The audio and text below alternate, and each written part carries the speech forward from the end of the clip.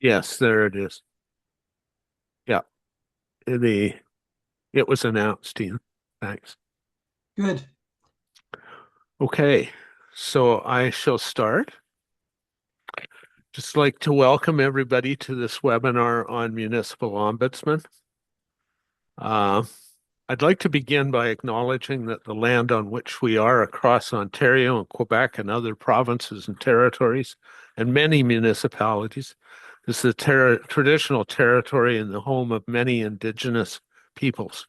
We acknowledge the First Nations, the Inuit, and the Métis, and their ongoing relationship with this land, and with gratitude. We pay respect to their elders, and past and present. We acknowledge as well the need for reconciliation across this land.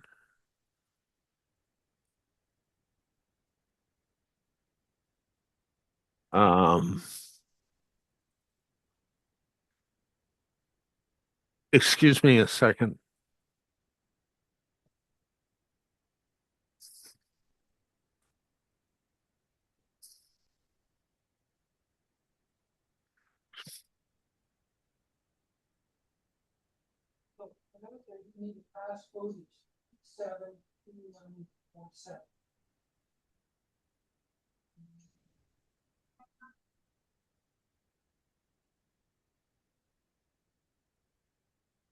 I haven't been able to get into that particular account yet. So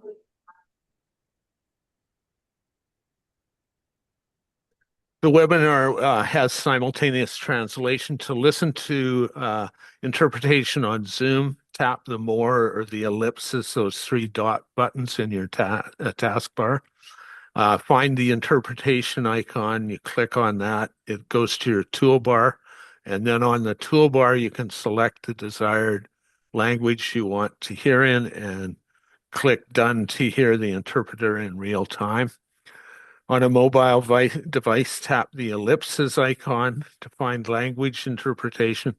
Select the desired language and click Done. You can optionally choose to mute original audio to hear only the interpretation. Our interpreters today are second year students at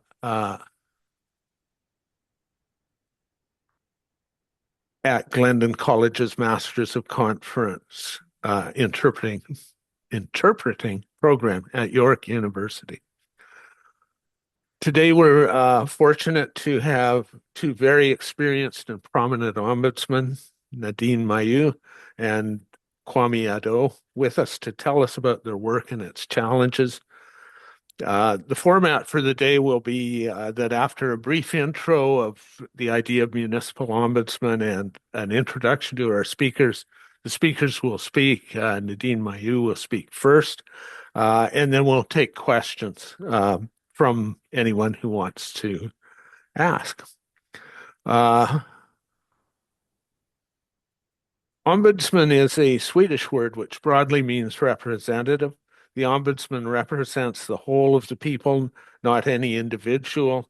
And in modern Canada, amongst ombudsmen created by legislation, ombudsmen are independent problem solvers who investigate complaints about public administration and who attempt to resolve them. Each of the provinces have a provincial ombudsman and there are two territorial ombudsmen. Municipal ombudsmen are newer on the scene, although in cities such as Montreal and Toronto, they've existed for some time. While there are relatively few ombudsmen in Canada, in part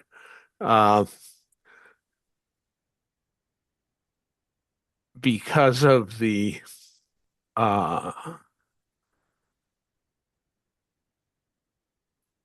many of the provincial ombudsmen have jurisdiction over municipal matters. There's still considerable potential for help for many residents and for meaningful systemic change through municipal ombudsmen.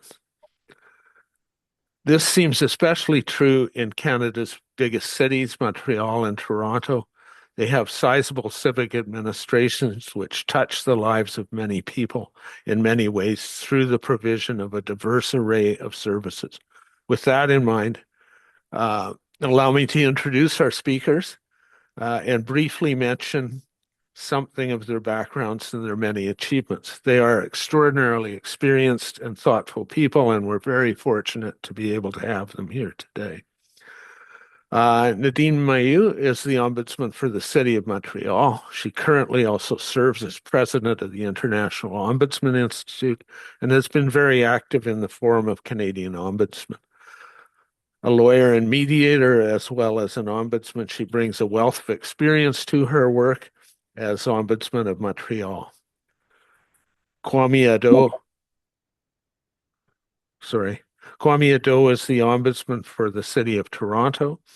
Prior to his current role, he served as ombudsperson at Toronto Metropolitan University as Director of Investigations and interim ombudsman at Ombudsman Toronto. And as investigator with Ombudsman Ontario, he has held positions on the board of directors and education committee of the Society of Ontario Adjudicators and Regulators. He brings considerable experience as well to his work as Ombudsman of Toronto. So I'll turn the discussion over and Nadine, would you go first, and you had a presentation, so we're going to get that and put it up. Thank you, Greg. While you start sharing your screen with my presentation, hello, everyone. I'm very glad to present my role at the Ombudsman of Montreal today. And first and foremost, a small disclaimer.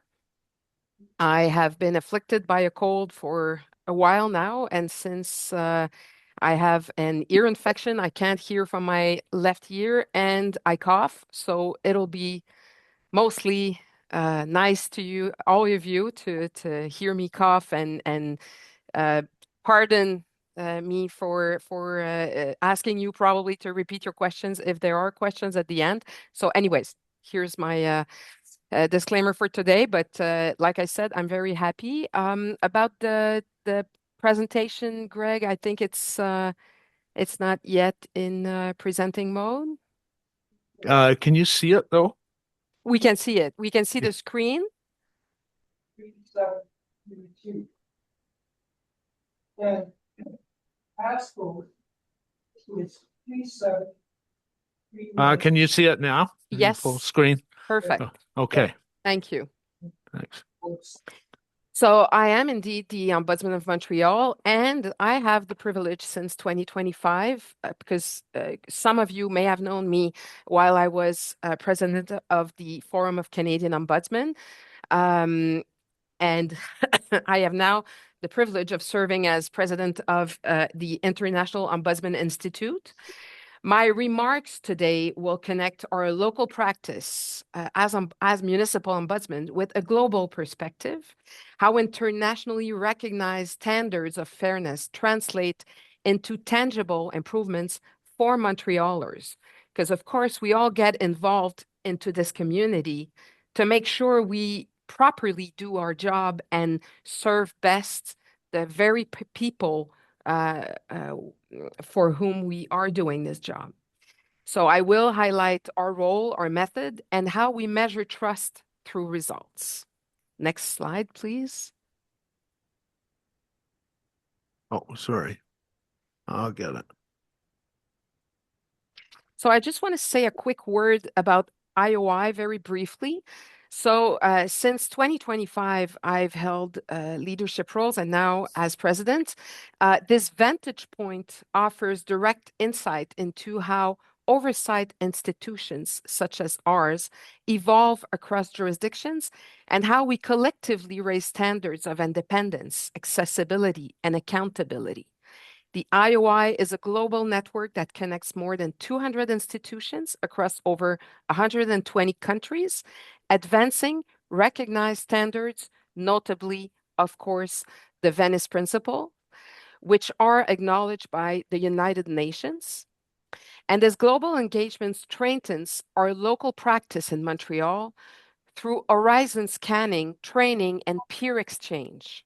Ultimately, of course, as you may have guessed, reinforcing public trust in a neutral, independent recourse. Next slide, please. So that takes us to Montreal. Montreal benefits from complementary oversight bodies that together support ethical, effective, and people-centered governance. The Auditor General oversees efficiency and stewardship of public funds. Office of Inspector General sees to contractual integrity. Office de consultation publique de Montréal is a structured public participation body, and the Ombudsman of Montreal, which sees, as you know, to administrative fairness and application of the Montreal Charter of Rights and Responsibilities, is us. In a city as complex as Montreal, we have 19 boroughs, a whole bunch of central departments, and para-municipal entities by the dozen, maintaining a simple, neutral, and independent recourse for residents is absolutely essential. That is the space we occupy. We've been occupying this space since 2003, and to do so, we have a team of 13 people. Next slide, please. Now, here is a simple idea. Trust is cumulative. It is built not only by results at the end of an investigation, but also by the clarity, timeliness, and tone of each interaction with citizens and with public bodies. So in our relationship with the City of Montreal, our communications aim for precision, respect, and transparency at each and every step. I do believe that the collaborative mode is the more effective for the Montrealers. Next slide, please. So how do we start? We begin with radical listening, not to confirm a position, but to reframe a problem with a clean lens. People come to us at the end of their rope. We offer calm, clarity, and a new angle that the system itself could not provide. As I said, Montreal is a very complex city, even for us who work for the city. So we can only begin to imagine how a regular citizen will find himself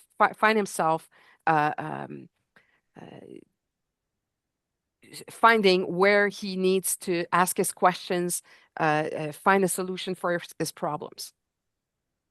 So that fresh look is not cosmetic. It's our first safeguard against error and a catalyst for proportionate remedies. We investigate independently, facts first, even on systemic issues. Independence is not a brand, it's our method.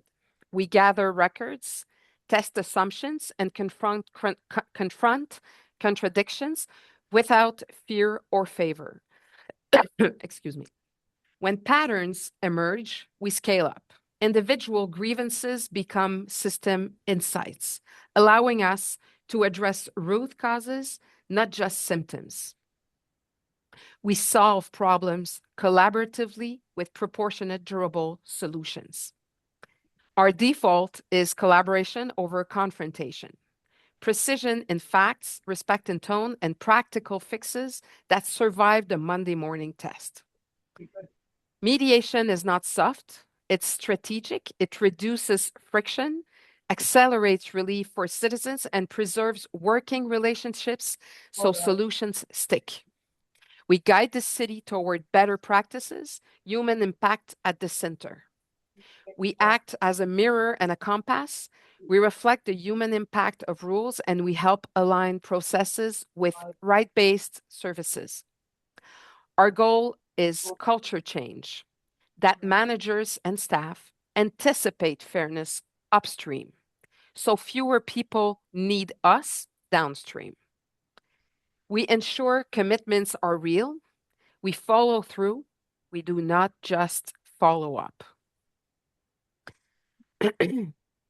A commitment is not a press line for us. It's an implementation plan. We document, we monitor, and we circle back until improvements are in people's lives, not just on paper. Our North Star is the Montreal Charter and the Quebec Charter of Human Rights and Freedoms. Accountability means measuring against these standards consistently and every day. Next slide, please. So about the Montreal Charter of Rights and Responsibilities.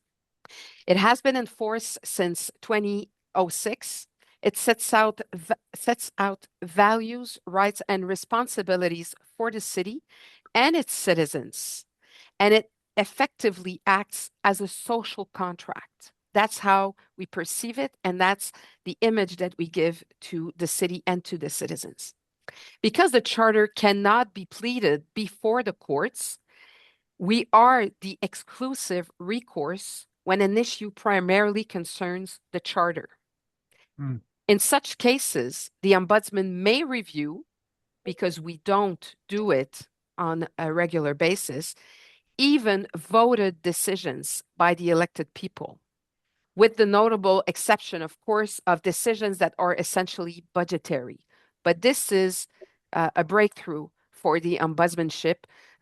We can review decisions that have been duly voted. This mechanism gives citizens a pragmatic pathway to fairness when judicial routes exist, when no judicial routes exist, and it helps the city prevent and correct unfairness in service delivery. Next slide, please. Our job, I have put all through my presentation, you'll see that I have put Montrealers, real Montrealers. Those are the very people why we do this job. So I thought it would be nice for you to see our clientele. Our job is to make systems fairer without adding friction. That means approaching every file with humility, listening carefully, and focusing on solutions that are proportionate to the problem, especially when vulnerable people are affected. Next slide, please. Our method.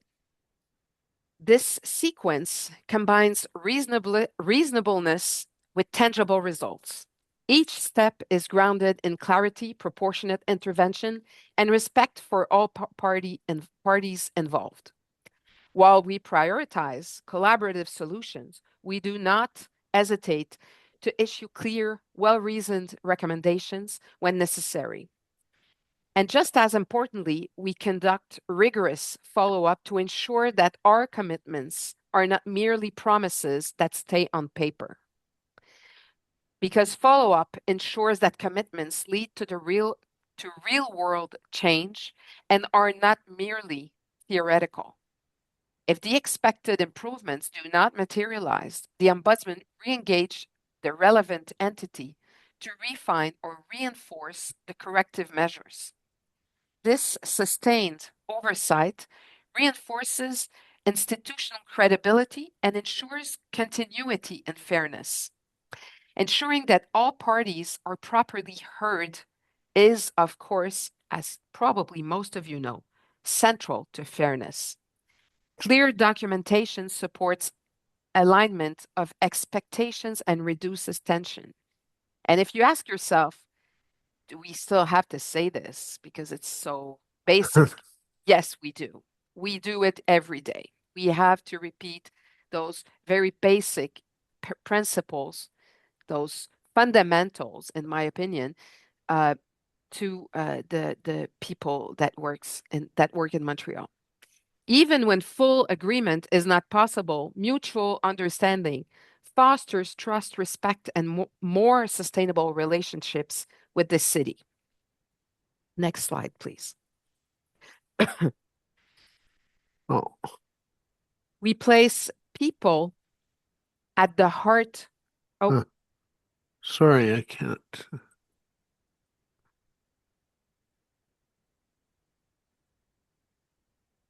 There, sorry.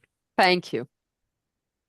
We place people at the heart of our process, applying clear and meaningful benchmarks of procedural fairness. Our foundational principles, independence, impartiality, confidentiality, and accessibility, are not abstract values.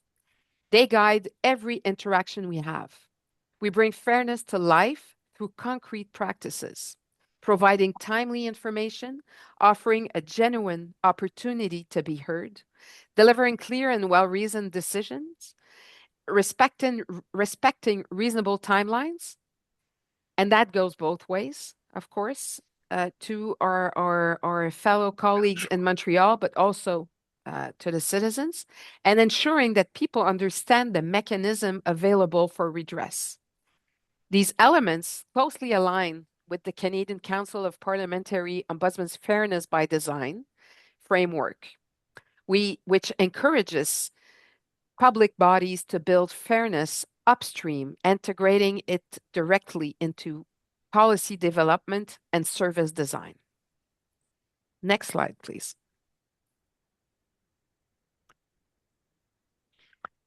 Each one of these files represents a person, and you can, excuse me, you can scan the QR code that you have on the screen if you want to have our 2024 annual report. So, and when I say scan, of course, I mean pointing it with your with your iPhone. So each one of these files represents a person navigating a system, because you see our numbers. We're always over 2,000 files a year. So each of these files represent a person navigating the system that can sometimes feel overwhelming. The numbers remind us of the human stories behind them and the responsibility we have to respond with empathy, rigor, and fairness. What we see year after year is that people come to us because they need a neutral voice, someone who can cut through complexity, clarify processes, and help them be heard. That accessibility is not a luxury, it's a core element of public trust. The consistency of these figures shows that our role fills a structural need within the city. They confirm that independent oversight is not just beneficial, it is essential for maintaining accountability and improving the quality of the services provided by the City of Montreal. Mediation continues to be one of our most effective tools. It allows us to resolve issues early, reduce friction, and help all parties move forward with a shared understanding. For many residents, this collaborative approach is transformative. Our systemic recommendations that go to in our annual report every year go beyond individual outcomes. They help the City of Montreal straighten procedures, reduce recurring problems, and embed fairness upstream, as I said earlier, before issues arise. This is how we build long-term sustainable improvements for the city. This pattern mirrors what we see globally across ombudsman institutions. Strong demand for independent, accessible oversight, and growing recognition of mediation and systemic analysis as key pillars of good governance. Next slide, please.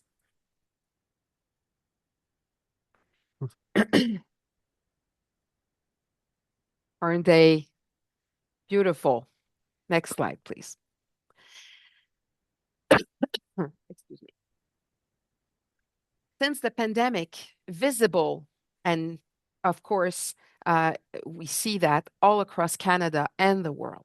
So since the pandemic, visible homelessness and encampments have increased. Resources are stretched. In July 2025, the OCPM, the consultation bodies that I was referring to at the beginning of this presentation, recommended suspending dismantling until a coherent policy is adopted and providing basic services near encampments. In this sensitive environment, our role at the Ombudsman is neutral and focused on administrative fairness, balancing safety and dignity. and recognizing that supervised consumption services are part of the public health ecosystem.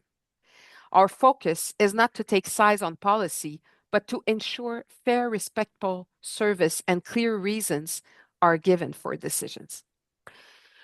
One of the major challenges for municipal ombudsman's offices, in my view, today, because the context has changed, is addressing increasingly complex, I will add, or heartbreaking social issues without stepping into the role of an advocate or a lobbyist. Maintaining this boundary is essential to preserve the credibility and neutrality that allow our findings to carry weight with the municipal administration. When I raise an issue or sound an alarm, the administration must see me sounding an alarm as a fact-based assessment rooted in fairness and evidence, not as the expression of activism or political positioning. Advocacy has its place, but it is not the work, it is a work for others. Our responsibility as ombuds is different: to remain impartial, to ground our interventions in rigorous analysis, and to ensure our voice is trusted precisely because it is independent. Next slide, please.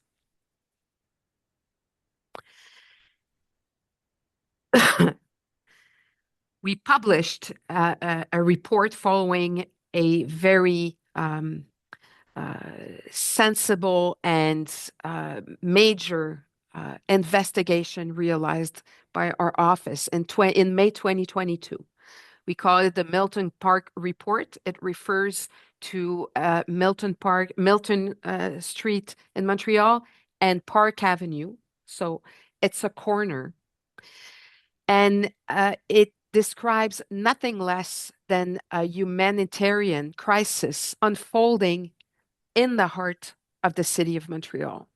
It documented the extreme vulnerability of Indigenous and Inuit people experiencing homelessness in the Milton Park area, where many survived in conditions marked by chronic intoxication, exposure, violence, and profound social isolation.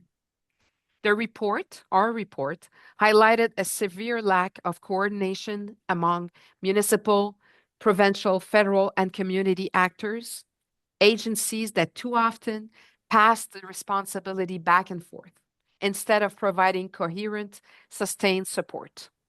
It called for 5 urgent recommendations, including the creation of a stable, culturally appropriate emergency shelter for Inuit residents, improved coordinations between institutions, and stronger prevention measures for those traveling to Montreal from the north for medical care.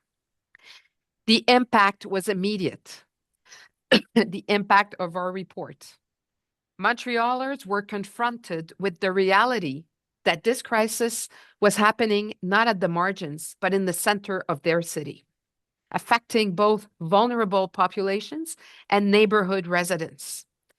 Media coverage underscored the depth of human suffering and the visibility of the crisis, noting that the Ombudsman had formally labeled the situation as a humanitarian crisis for the first time in Montreal's history.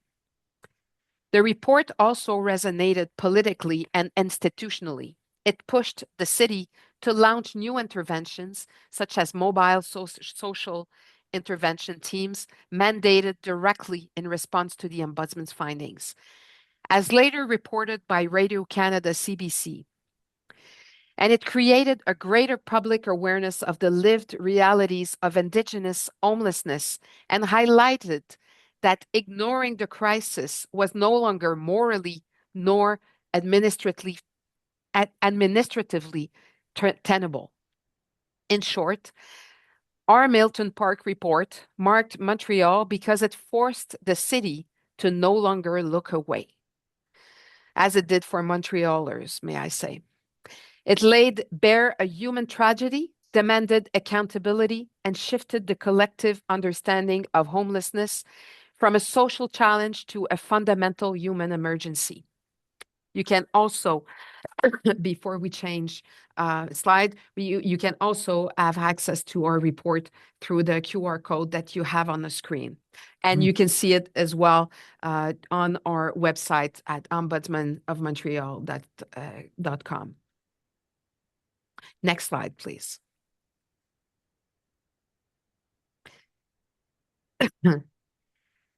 Again, beautiful people, and we can go to the next slide. So as I draw this presentation to a close, I want to leave you with a central idea. Fairness is an ongoing practice, not an abstract concept. It has to be lived. It is expressed every day through the quality of our interactions, the clarity of our communications, and the integrity of our processes. This commitment is what allows people to feel heard, respected, supported when they reach out to the Ombudsman's office. The challenges we address, whether related to essential services, administrative processes, or, and this is our new reality, or complex social realities, require diligence, humility, and collaboration. Each file reminds us that fairness is built through listening carefully, explaining decisions transparently, and seeking solutions that are proportionate and humane. In many cases, the most meaningful outcome is not only the resolution itself, but a shared understanding that rebuilds confidence between residents, citizens, and their municipal administration. Our role is anchored in independence and guided by international standards of good governance. Yet, its purpose is profoundly local, ensuring that Montrealers experience public services that are accessible, respectful, and aligned with their rights. This is how we strengthen trust in our institutions and in the democratic values they embody. I thank you for your attention, and I will now give the mic to Kwame, and we will have your questions afterwards. Thank you. Thank you. I will. Kwame? Yeah. I'm just going to find your.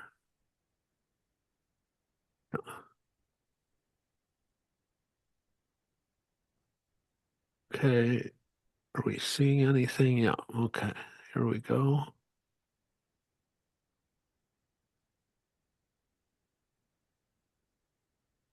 There.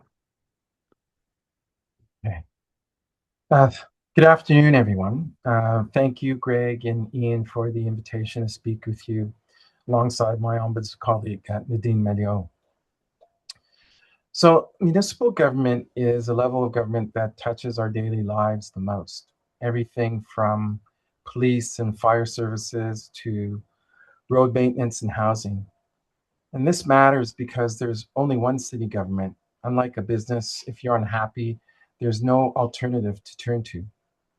Every year, thousands of residents contact municipal governments because something has gone wrong. A service delay, an unclear decision, or treatment that feels unfair. Municipal ombuds offices exist to examine those situations and help ensure that public administration treats them fairly.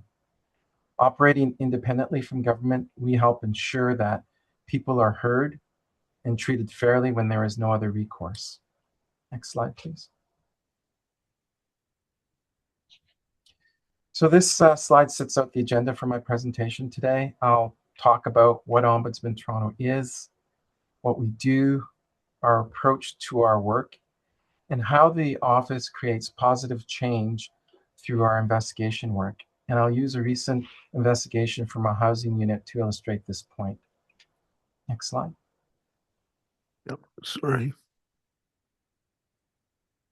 Next slide. So that brings me to who we are. What is Ombudsman Toronto all about? Changes to the City of Toronto Act, which came into effect in 2006, required the city to establish an Auditor General, an Integrity Commissioner, an Ombudsman, and provided authority to appoint a lobbyist registrar. And within the city, they're known collectively as the accountability officers.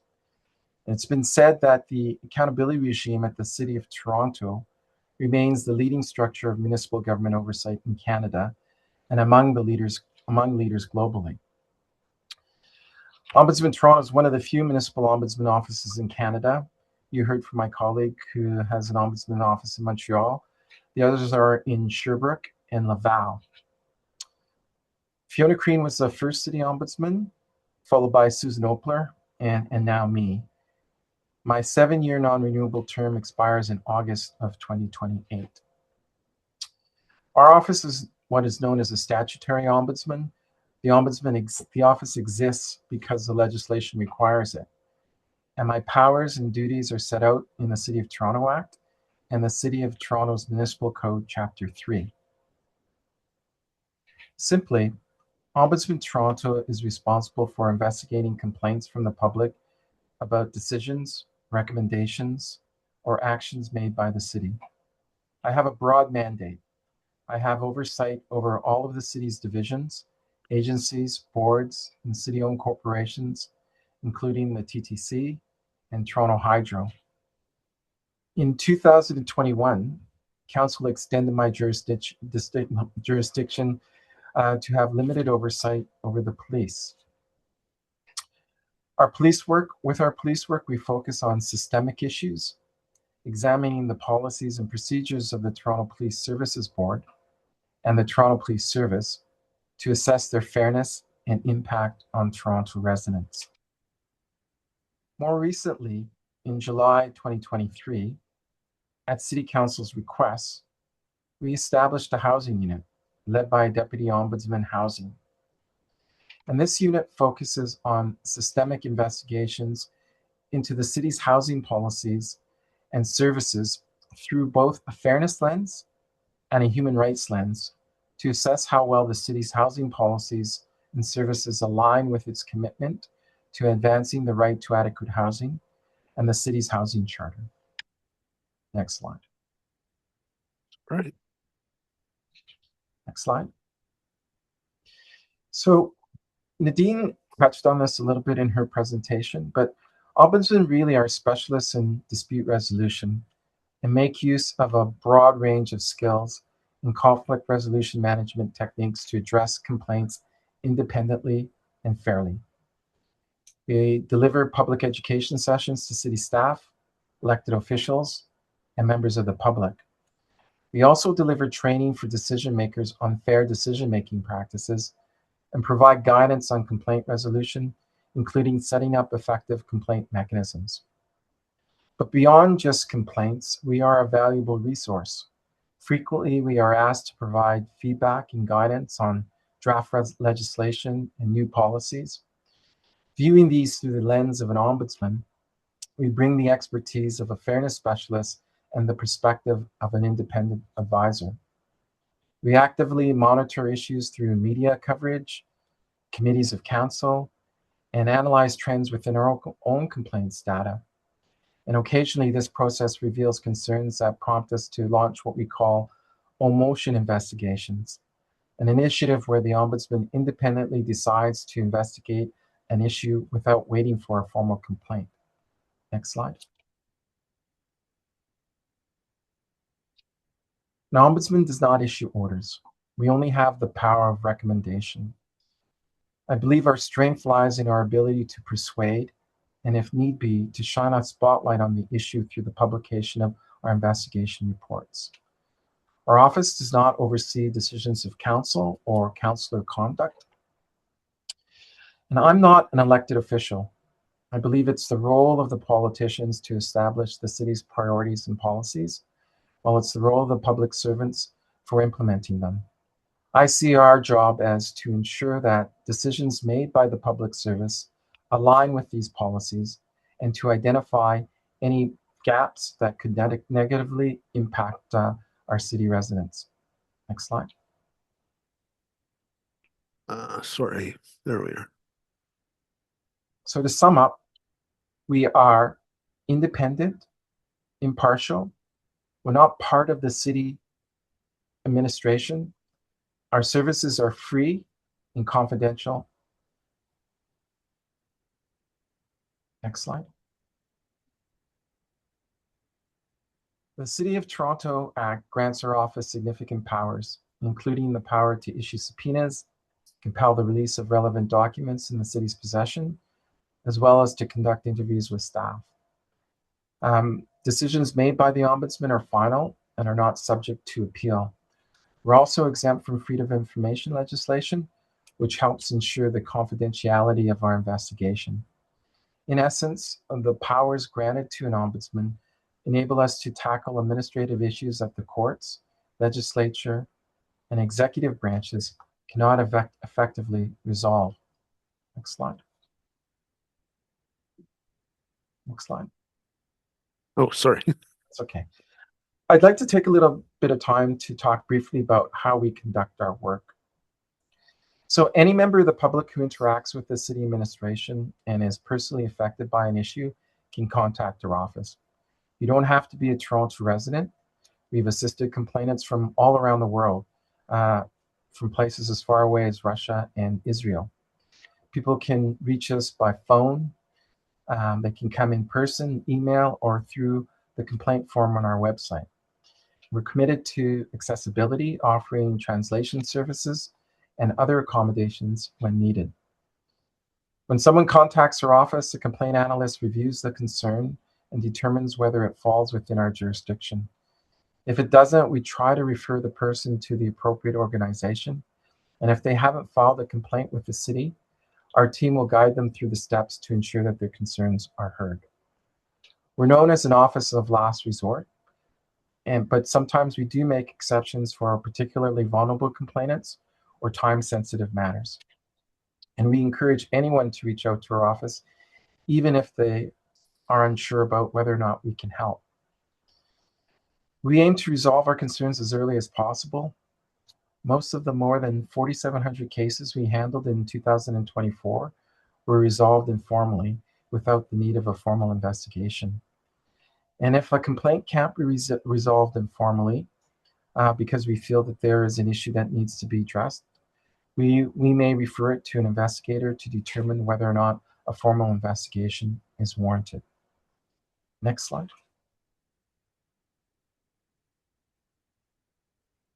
So one of the key ways our office improves city services and policies is through systemic investigations. We focus on issues in the public interest that have the ability or the potential to affect large numbers of people. Our broad mandate allows us to address a wide range of issues, from investigating the actions of the TTC fare inspectors who forcibly detained a young Black man on a city streetcar, to examining the fairness of the process residents use to dispute parking tickets.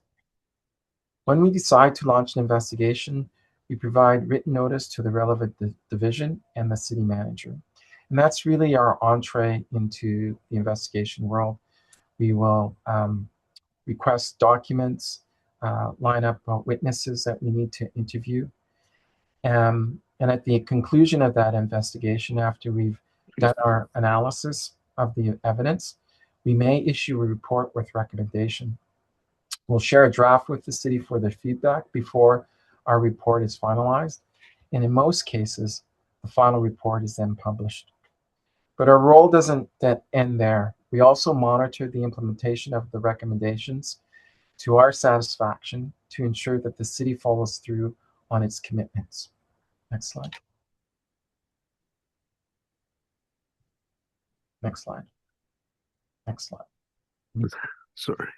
It's okay. There we go. Okay.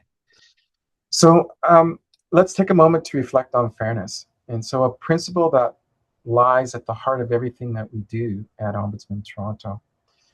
Fairness is a broad term that many of us understand, but what does it mean in terms of, or in the context of ombudsman work?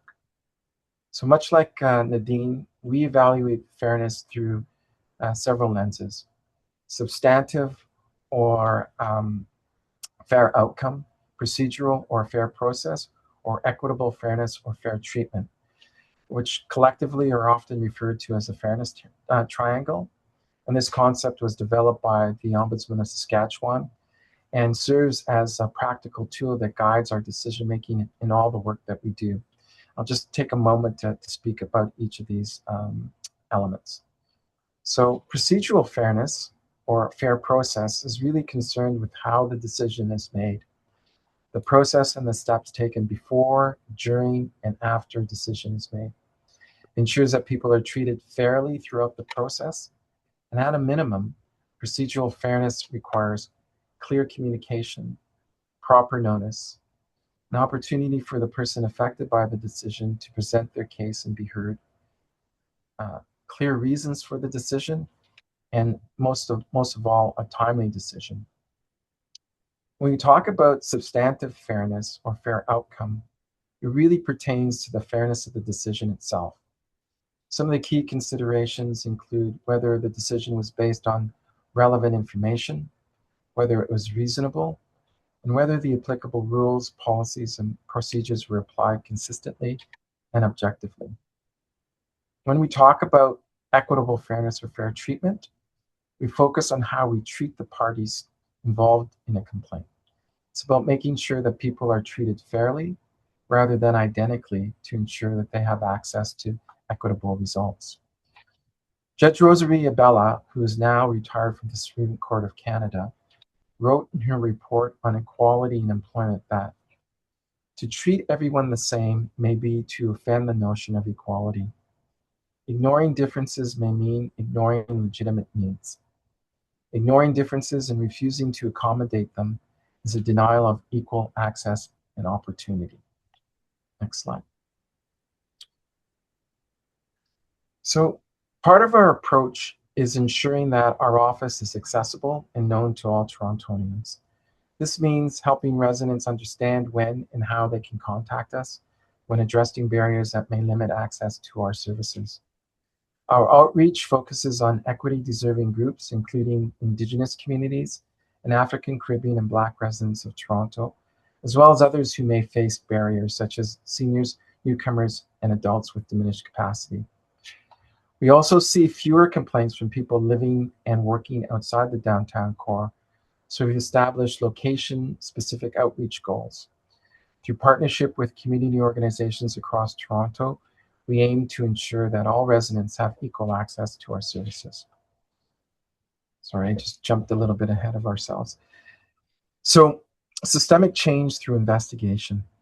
So when we launched investigation, we identify issues with the potential to adversely affect a large group of people. Another consideration is whether the investigation will result in significant recommendations that can address the concern and prevent it from recurring. Often, a single complaint can be a catalyst for investigation and systemic change. A recent investigation completed by our housing unit into the city's response to a vital service outage is a good example. Next slide.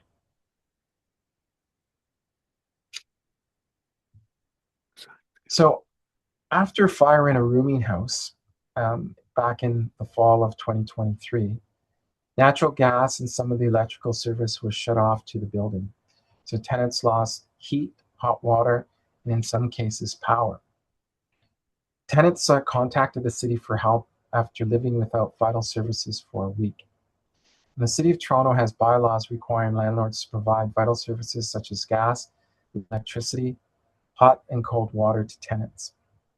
And the city's Municipal Licensing and Standards Division, or MLS, has the power to order a landlord to restore vital services. But in this case, MLS decided not to enforce the bylaw. Unable to tolerate their living conditions, 10 of the 11 tenants moved out. The experience had affected their physical and mental health.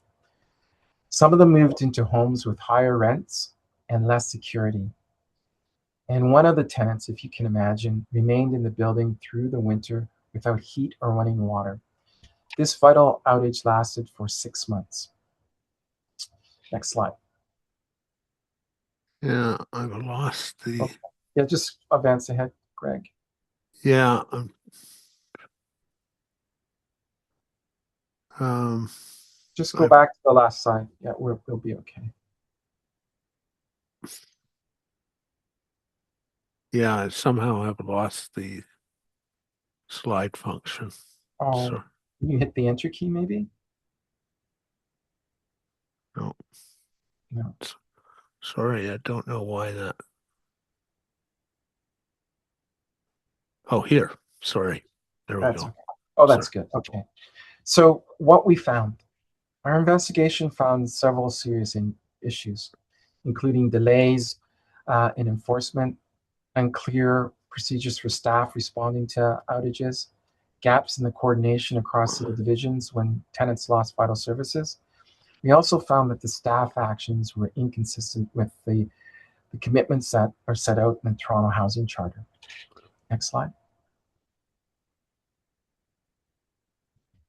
Overall, this report made 27 recommendations, and Wow. several of the key improvements included stronger enforcement of the city's vital services bylaws, clearer procedures and training for bylaw enforcement staff responding to vital service outages, improved coordination across city divisions to support vulnerable tenants during a vital services disruption.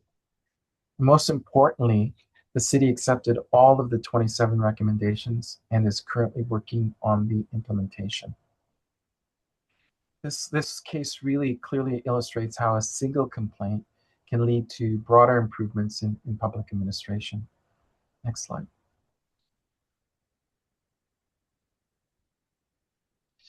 So I wanted to point out here that the mayor's reaction to our report was not usual.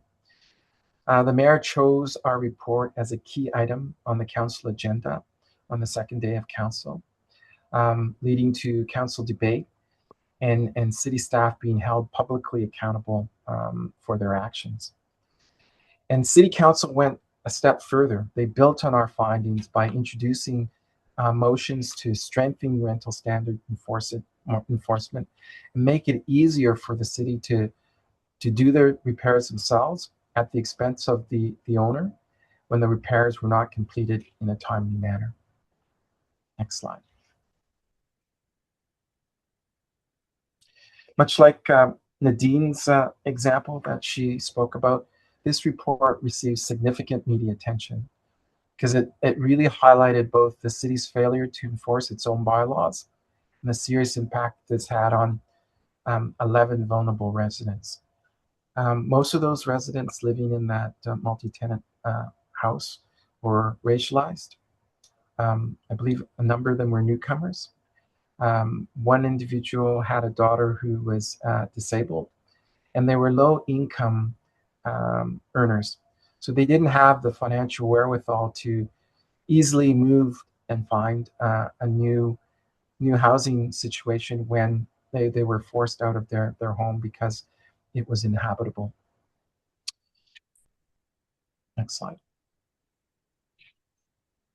So in closing, I'd like to say that this slide really highlights why municipal ombudsman offices play an important role in local government. So first, independent oversight strengthens local democracy.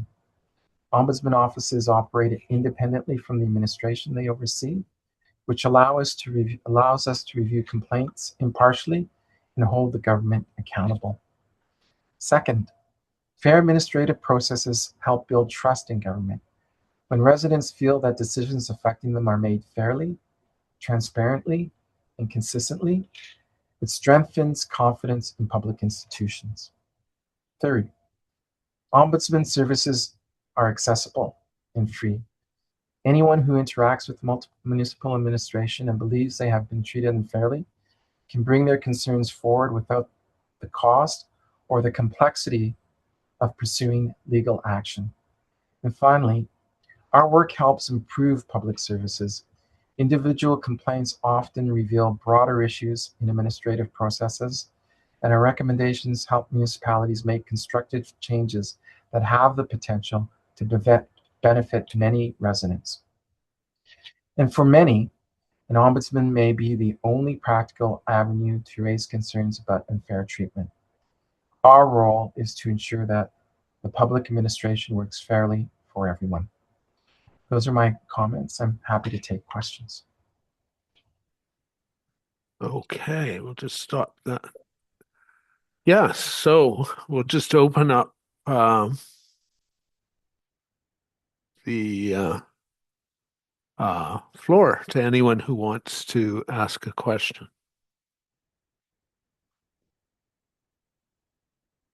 Okay, Akeisha. You need to unmute. Hi, good afternoon. First of all, thank you so much for coming here with this information to us. It was really informative. My question to both the ombudspersons is, once a person files a complaint, what is the process? Let's say the person experiences retaliation by the organization or the people that they've made their complaint.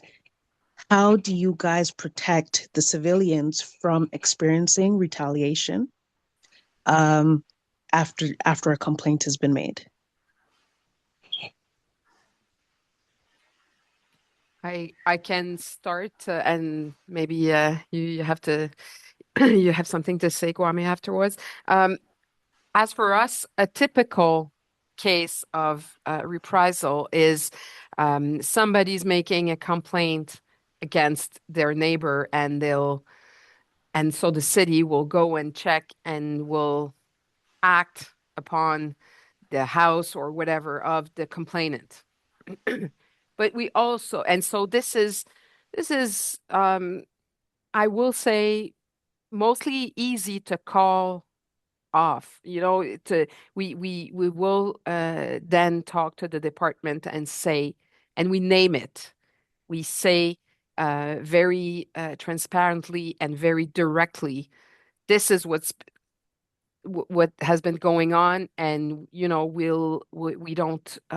won't accept it. And usually we are able to solve it.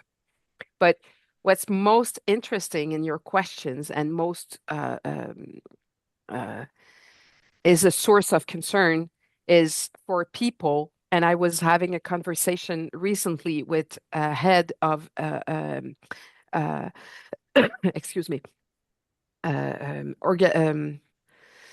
a communitary organization who were saying, well, our clientele, which were homelessness people, won't complain to the ombudsman because they are afraid that it'll lead to reprisal from the city. And that's our main combat. That's where we need to make education. We need to go and do some reaching out with the organizations that come to help the most vulnerable into the Montreal society, to make sure that they trust us, that they know that we are confidential, that we can act in many, many ways without even naming the person. So we really need to build, but also win this trust uh, um, into the vulnerable communities, and that's our main challenge. Kwame, did you Yes, want to? that's a good question. Akeisha, I would say that a couple of things. One, this is the subject about reprisals or the city taking action against somebody for making a complaint. I think I see this more with city staff who may act as witnesses, who are concerned about speaking frankly about issues that are under investigation and how that information might be received by the respondent division in my case. They might be concerned that speaking frankly could be problematic. And so uh, as Nadine, we make it clear and we do our best to snuff up any hint of that type of reprisals, and we will address it right away. I do also agree with Nadine. This is also part of the education that we do with members of the public service. We are engaging with them on a regular basis, providing them with information about how our process works, what to expect from the office when they're contacted by our staff. We have in the past developed guidance for city staff to review or be familiar with. Just so I think we had a one-pager called "What to Expect" when the ombudsman calls, something along those lines, so that they have a sense of what's expected when they interact with our office. You know, it does take a lot of courage for somebody to bring forward a complaint. Not only just the time and effort that it takes to continue in the face of mounting frustration. And so we would take concerns about possible reprisals against an individual very seriously. And, you know, there may be circumstances where we decide not to identify the individual. We may decide to bring the matter forward on our own motion to protect the identity of the individual, just so that this sort of situation that you've identified doesn't present itself. Great, thanks. We have one hand raised, and then there are a couple of questions on the chat. So is it Naja? I'm sorry. Yes, hello. My name is Nada Najem. I'm from the Najem. Ombudsman, Nada, it's my first name, Nada. I'm from the Ombudsman in Quebec, OACIQ organization regarding real estate brokers. We have an ombudsman's office for this organization.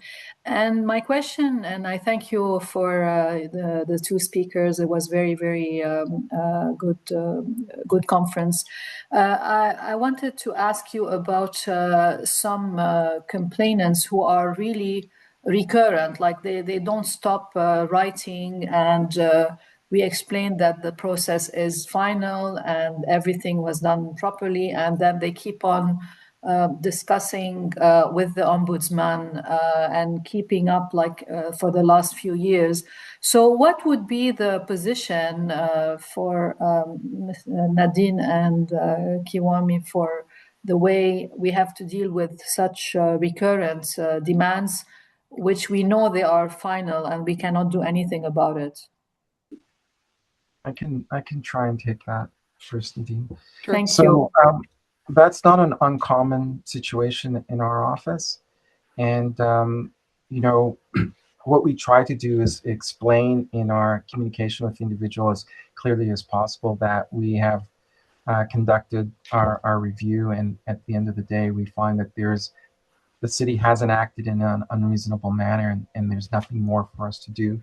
So we really try to make clear in our communication, explain our reasoning and our rationale for arriving at that decision. But if the individual still persists, then we would make it clear that, you know, he or she is not presenting any new information that would cause us to change our initial decision, and we are not going to be responding to these type of inquiries in the future. If there's a new issue that the individual wishes to present, we'll be happy to review that at the time. But as far as that particular issue goes, it's closed. And then we don't respond. We would put it on our file. Obviously, we review it to make sure that there's nothing new that is brought forward, but we definitely would not respond to it. In some cases, we may have to go to further lengths. We have what we call alternative service delivery models that we use for particular individuals if they've sort of crossed the line in terms of behavior, or they're unreasonable in their interactions with our staff in our office. And so we will set out the parameters and how they can contact our office. But I tell the city staff quite a lot that you're allowed to say no. And if you believe that you've done all you can and there's no further recourse for this individual, as long as you make that clear, you're allowed to say no. And you can also make the decision not to respond to those complaints, those letters that really don't provide any new information. The other thing that I might suggest is that one of our colleagues in Australia, the New South Wales Ombudsman, has provided a really good handbook for dealing with what they identify as unreasonable complainant behavior. So that resource has approaches that you can use. It has template language that you can use for letters and telephone calls, and it's something that I refer to from time to time. So it's a really good resource. So New South Wales Ombudsman. Thank you very much.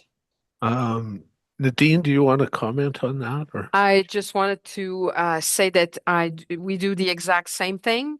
And I'm saying on all tribunes that I have a chance to speak on that I have a very low tolerance to harassment behavior and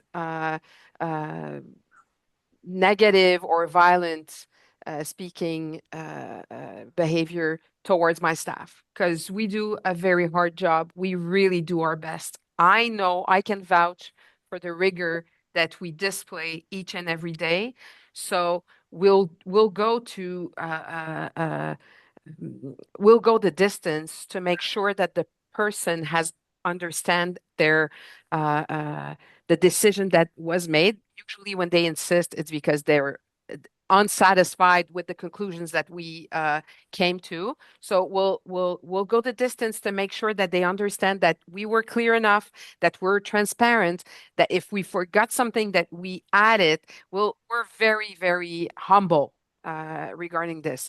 But in the end, if a person will continue to insist, I am pretty severe, and I will, we'll cut the link sooner than later, because I have to take care of my staff, because what they do is hard every day, and the people go to some. People will do the very small portion of people that are experiencing unreasonable behavior. I will say in this day and age, I've been doing this for 25 years, but people will go to some extremes to make sure that they're heard, that they're being heard. So when I have the total sentiment that we've heard them enough, I will act upon it. I will never hesitate. Never. Great. Thank you. There are a couple of questions from the chat. One of them, I'll read the first one and then we can go. I think you partly both have answered the second, but let's look at this. Can you each discuss how insulated your offices are from political interference, even with the legal protections? So they're sort of asking for a realistic appraisal of potential political interference. Is that a question? I can start. We have been in office for 23 years, and the City of Montreal has made a point out of respecting very, very much our independence and the distance that we have from the administration. We are physically in a separate building, not close to the town hall, and we operate on a daily basis very, very separately from the city. We are in the same building as the general auditor, etc., and the city is very uh, keen on making sure that it's the council officers, such as myself, are very independent. So we have a pretty good protection, even of course by the bylaw and excuse me by a Quebec law that defines the independence of the ombudsmans. The municipal ombudsmans, I mean. And as for our recommendation, just a quick word, our recommendation are on a 99% basis accepted. Now, as for the implementation, sometimes it's a question of interpretation.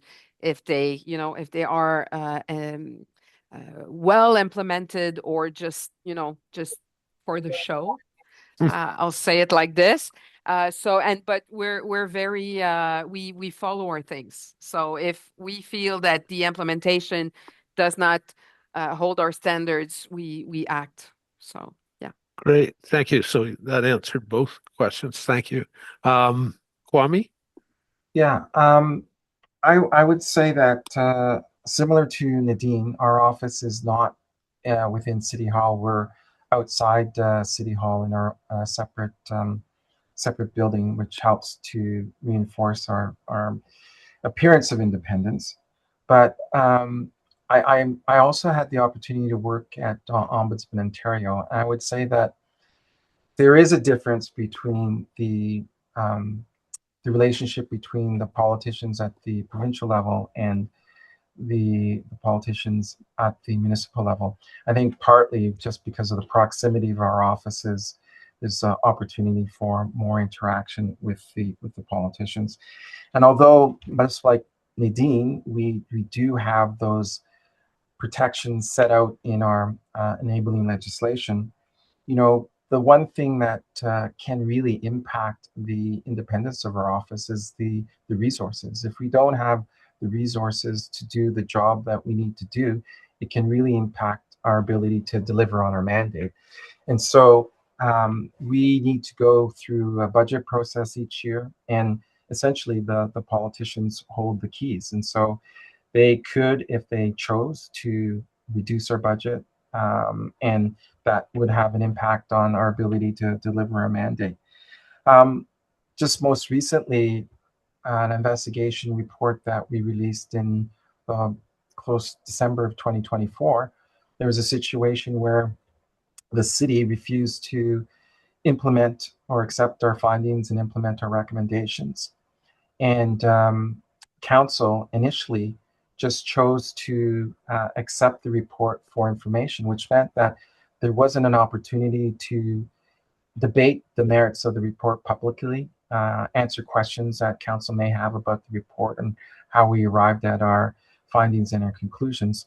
Thankfully, due to a lot of heavy lifting by community organizations, placing pressure on the city and members of council to not let this matter drop, we were able to get the issue back before City Council, and ultimately our report was adopted along with recommendations. But that was a really difficult route to get to where we needed to get to.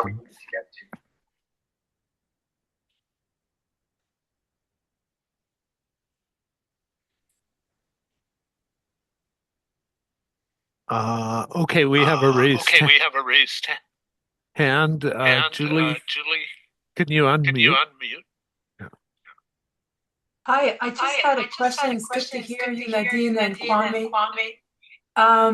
In terms of making systemic recommendations that affect or sheds light on the inaction or maybe delay or weak enforcement of, Kwame, I'm thinking more of your report.